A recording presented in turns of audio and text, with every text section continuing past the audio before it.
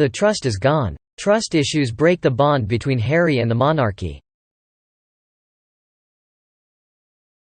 In an explosive new development, Prince Harry has accused the monarchy of manipulating him and deliberately keeping him in the dark about phone hacking allegations in order to protect themselves.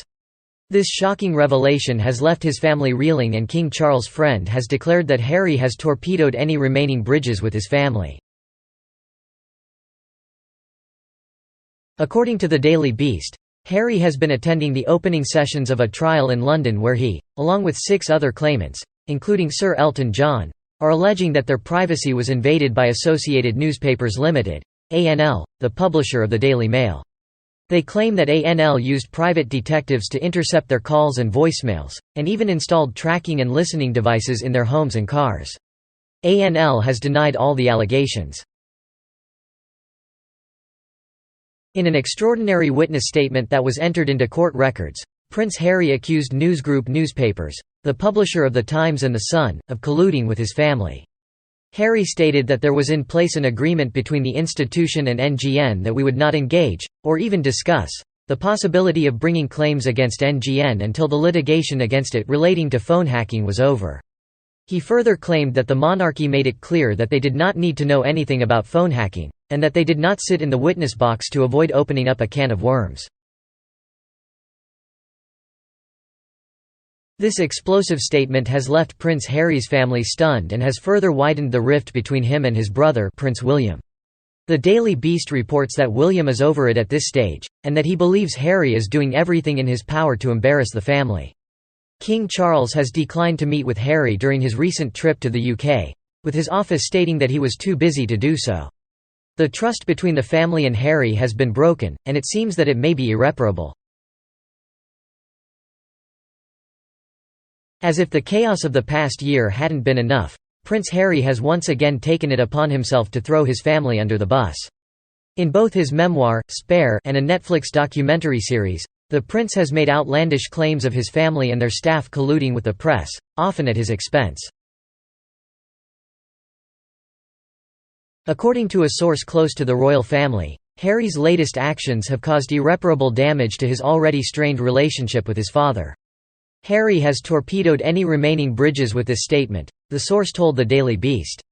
It is just 6 weeks until the coronation and the last thing Charles needs.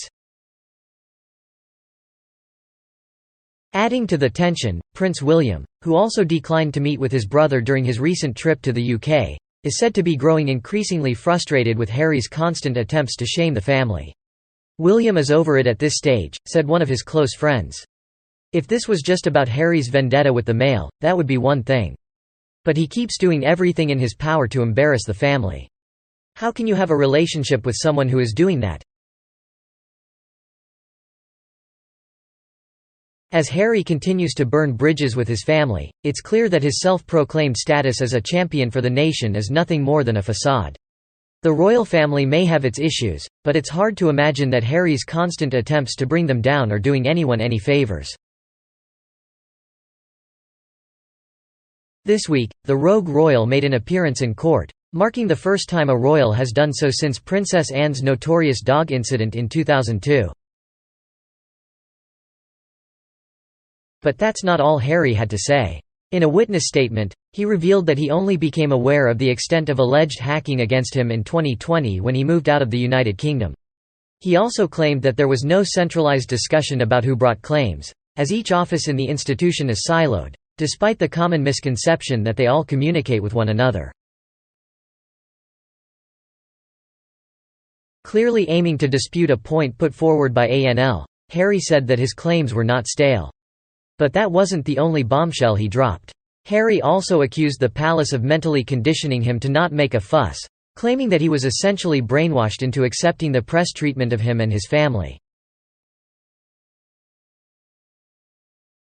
He blamed his uneasy relationship with the press on the death of his mother in 1997 and their treatment of her.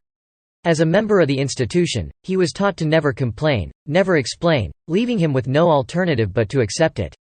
Of course, he had to perform his public duties, but he made it clear that he was unhappy with how things had been handled. As you can imagine, Harry's claims did not sit well with palace insiders, who met them with weary dismay. "All anyone at the palace ever tries to do is look after the principals," the staffer told the Daily Beast. "And yes, that might include encouraging them not to take legal action on a regular basis, as it rarely turns out well for anyone. The royal family could spend their entire lives suing everybody if they wanted.